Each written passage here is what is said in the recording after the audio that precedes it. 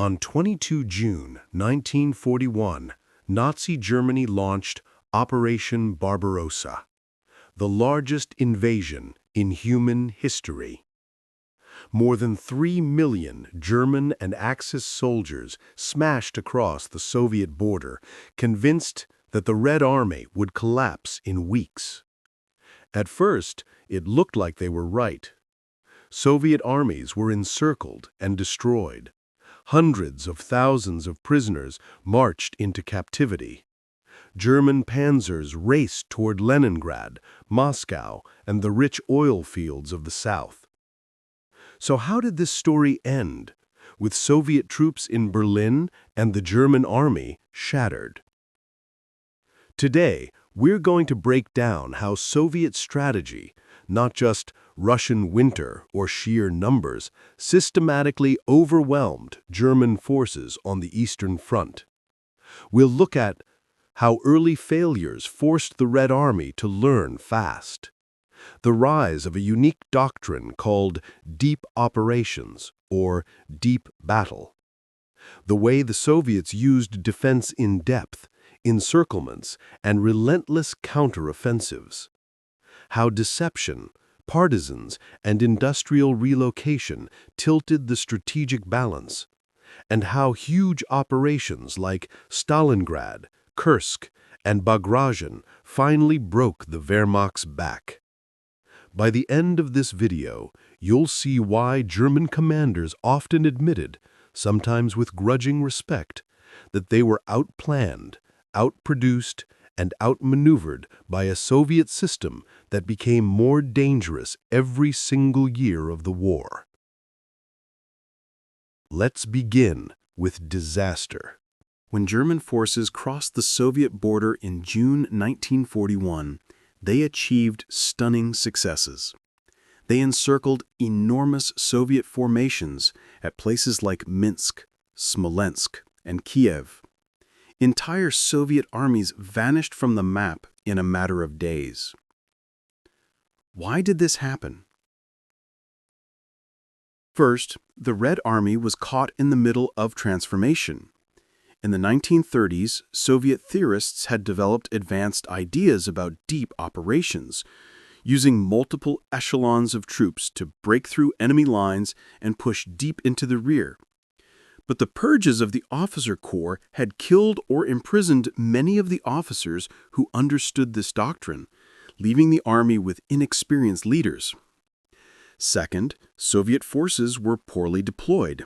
Many units were pushed forward near the frontier, vulnerable to surprise encirclement. Mobilization was incomplete. Communication and logistics were chaotic. Third, the Germans had years of combat experience. They had refined their style of fast, combined arms warfare, what the world would later call Blitzkrieg in Poland, France, and the Balkans. The Soviets, by contrast, were learning in real time, under fire. But here's the crucial point. The Soviet Union did not break.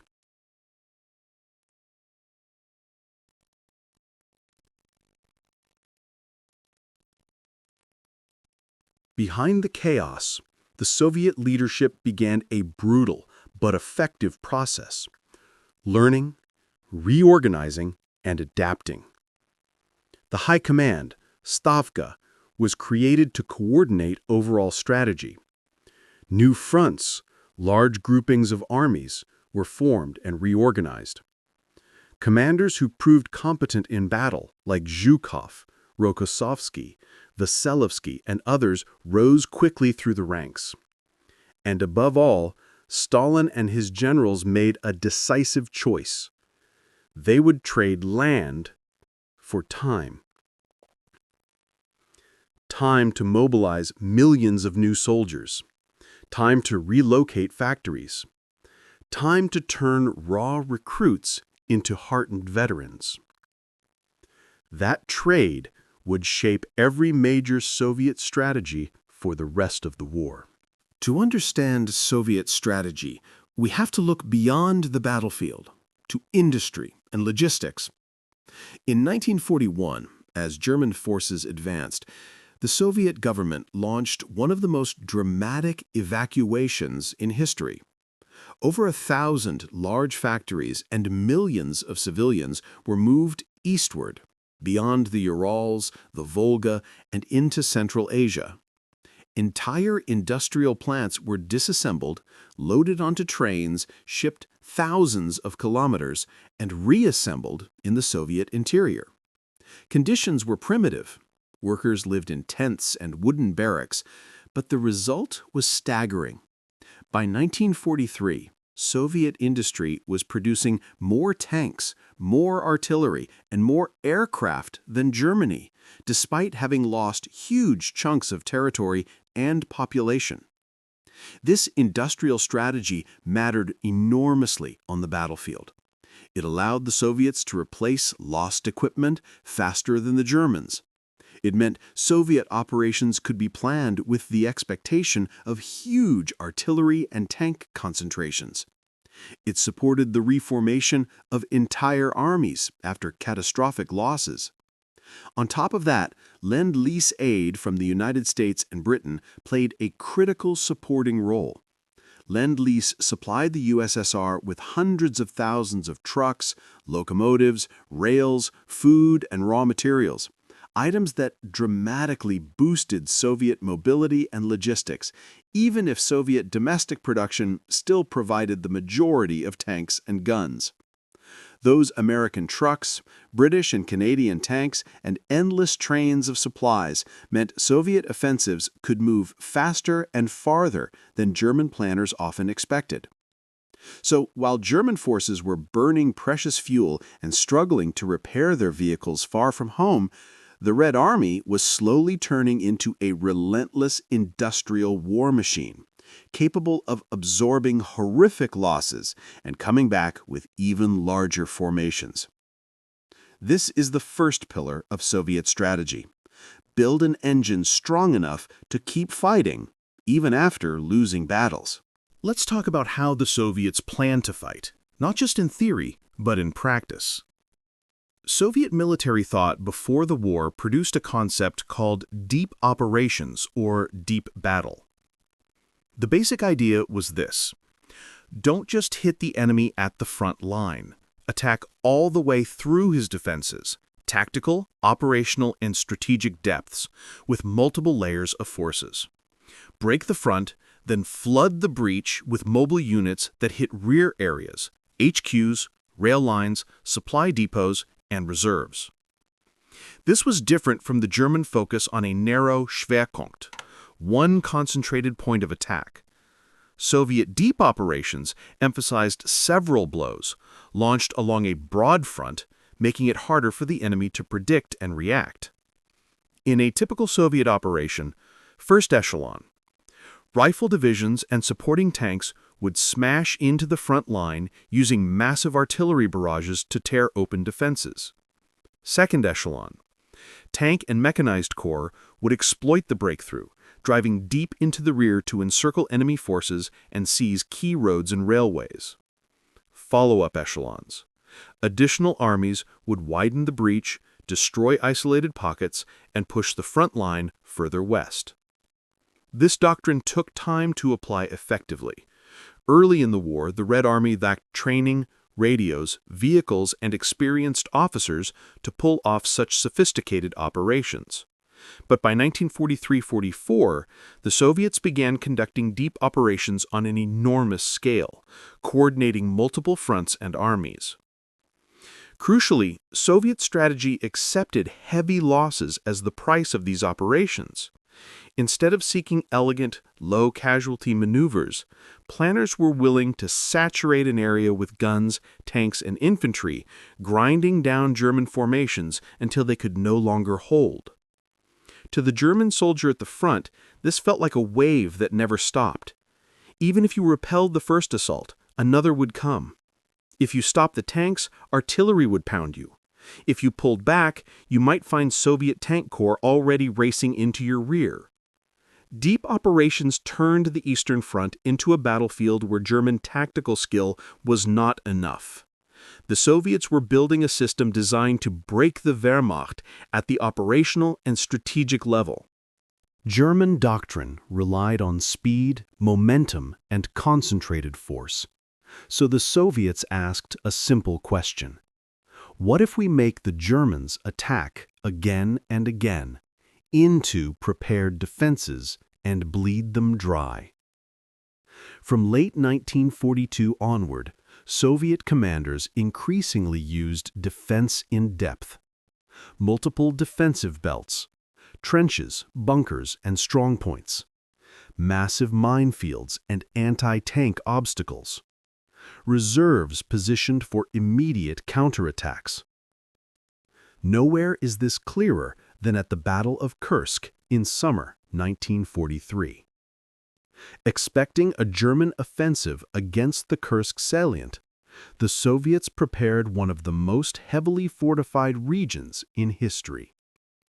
Several main defensive belts, with additional fallback lines behind them.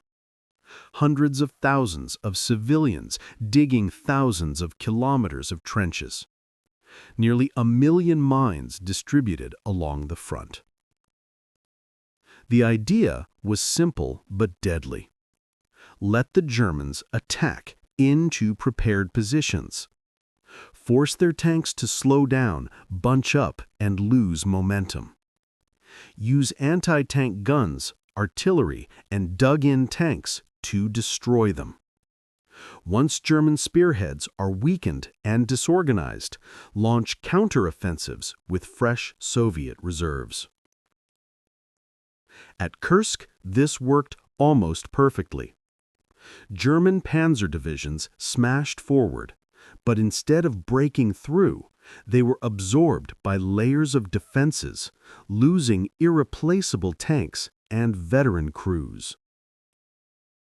After blunting the German attack, the Red Army launched its own offensives, Operation Kutuzov in the north and Operation Rumyantsev in the south, pushing the Germans back and seizing the initiative for good.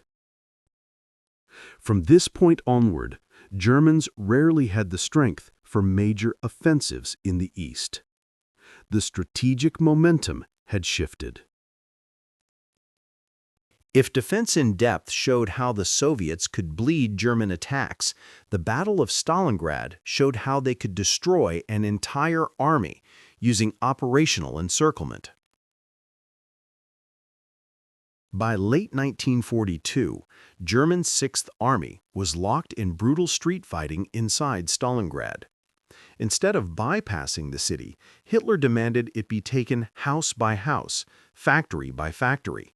German troops were ground down in close-quarters combat. But while the world focused on the city itself, Soviet planners were looking at something else: the flanks. North and south of Stalingrad, the front line was held not by elite German troops, but by Romanian, Italian, and Hungarian units, poorly equipped, thinly spread, and short on anti-tank weapons. Soviet intelligence identified this weakness. The Stavka prepared Operation Uranus, a massive double envelopment. 2 powerful Soviet fronts, each with tank and mechanized corps, would attack those weak flanks. Their goal? Break through, race behind German 6th Army, and meet near the town of Kalach-na-Donu, closing a gigantic pocket. On 19 November 1942, the attack began. Within days, Axis flanks collapsed. Soviet spearheads met and closed the ring. Around 250,000 Axis troops were trapped in Stalingrad and its surroundings. Operation Uranus is a textbook example of deep battle in practice. Soviet forces in the city pinned the German center. Carefully planned offensives hit the operational depth, the flanks, and rear. Once the pocket closed, the Germans were cut off from supplies, fuel, and reinforcement.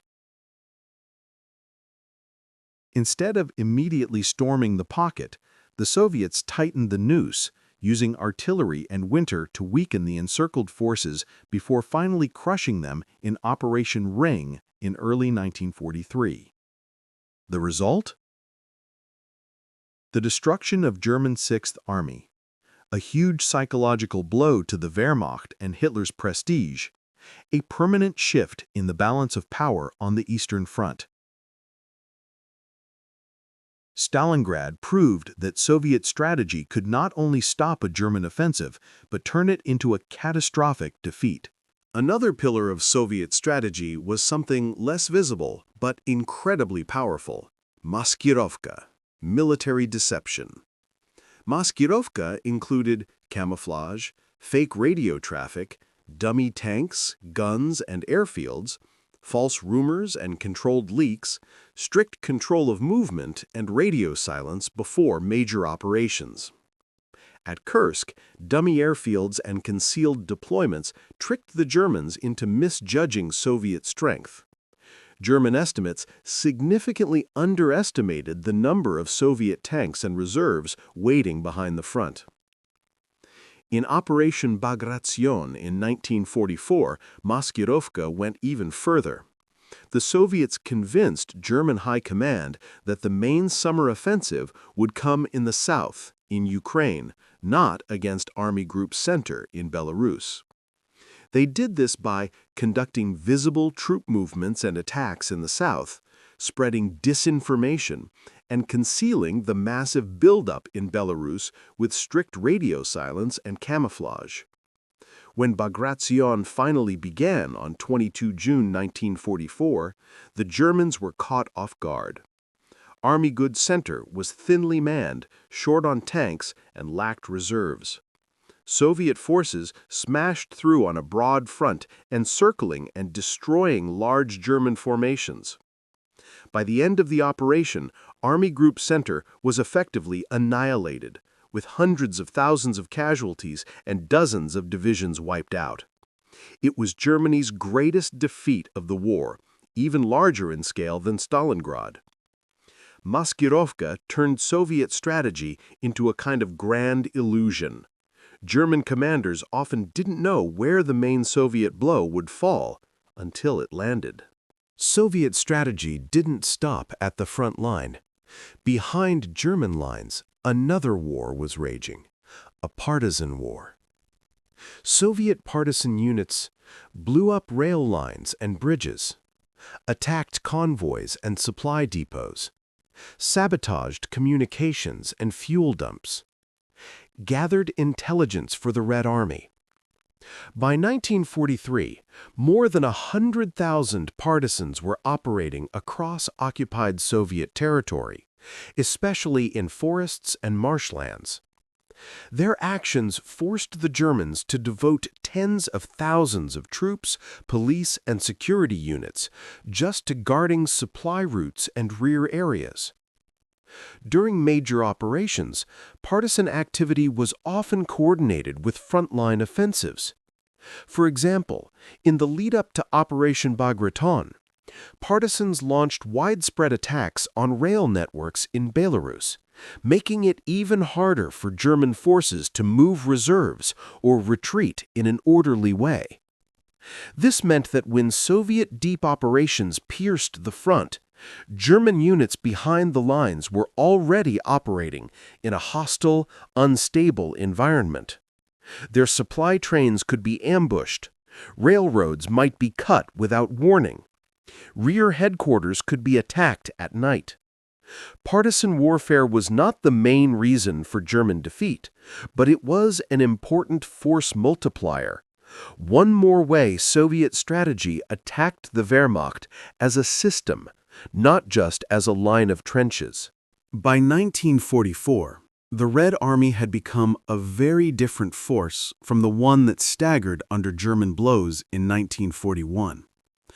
It now had a battle-hardened officer corps, massive battle-tested tank and artillery forces, efficient staff work capable of planning huge multi-front operations, industrial and logistic support that could sustain months-long offensives, and it used all of this in a series of strategic sledgehammer blows.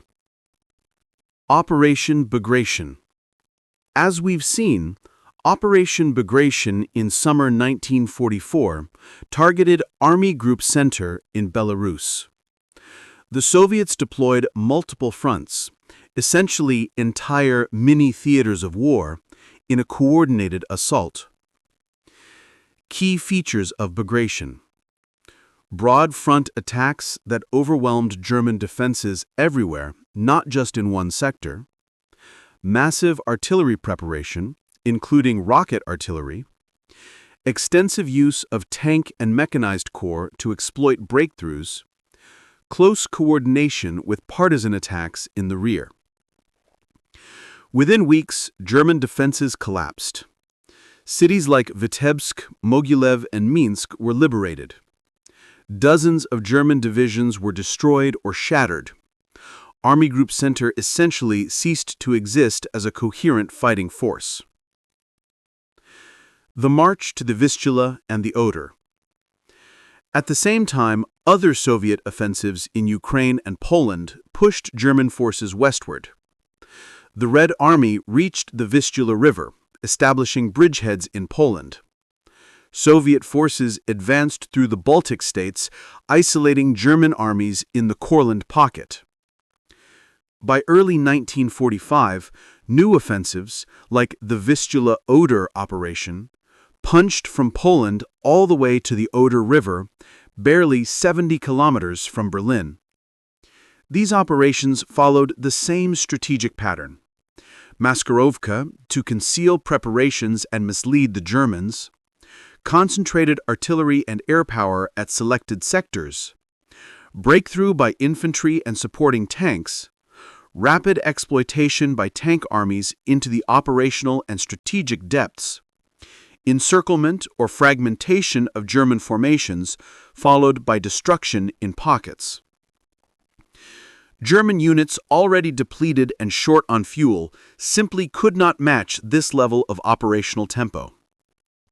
The final act, Berlin. In April 1945, the Soviet forces launched the final assault on Berlin. Even here, Soviet strategy emphasized overwhelming force.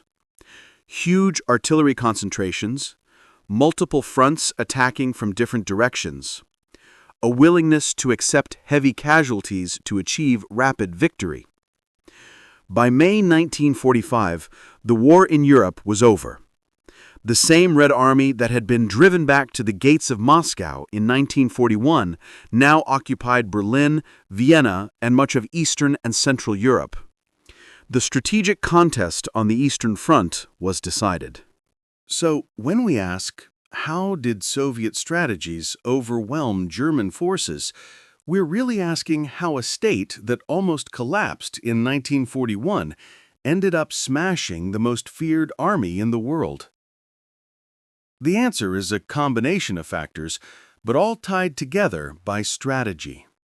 Let's recap the key pillars. Trading space for time.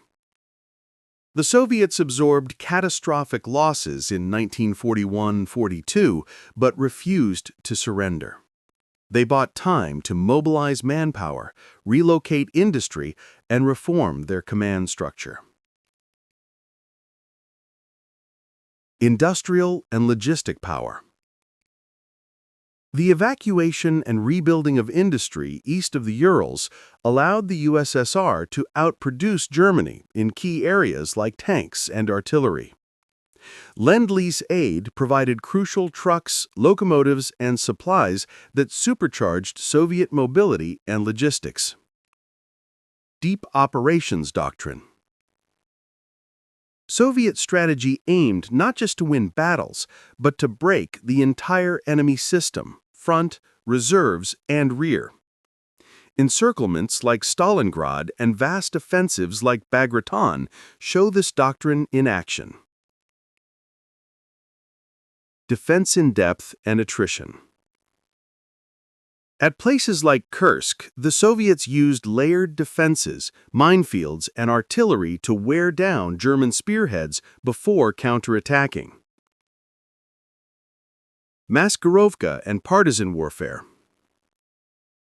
Deception operations misled German command about Soviet intentions and strength.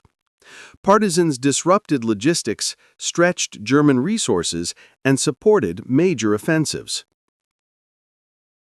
Learning and adaptation. Perhaps most importantly, the Red Army learned. From the disasters of 1941 to the victories of 1943 to 45, Soviet officers and soldiers adapted tactics, improved coordination, and turned doctrine into reality. German forces remained tactically dangerous until the very end of the war. On the level of the individual tank crew, infantry platoon, or local counterattack, they often fought with skill and determination. But the war was no longer decided by small tactical actions. It was decided by strategy, industry, and operational art. And in that arena, the Soviet Union, with its deep battle doctrine, its vast industrial base, its deceptive operations, and its willingness to absorb losses to achieve decisive encirclements, proved not just able to resist, but to overwhelm the Wehrmacht. From the burned-out ruins of Stalingrad, to the fortified trenches of Kursk, to the broad, sweeping offensives of 1944 and the fall of Berlin. The story of the Eastern Front is the story of a state that transformed catastrophe into victory through ruthless, evolving strategy. This is how Soviet strategies overwhelmed German forces and reshaped the map of Europe for decades to come.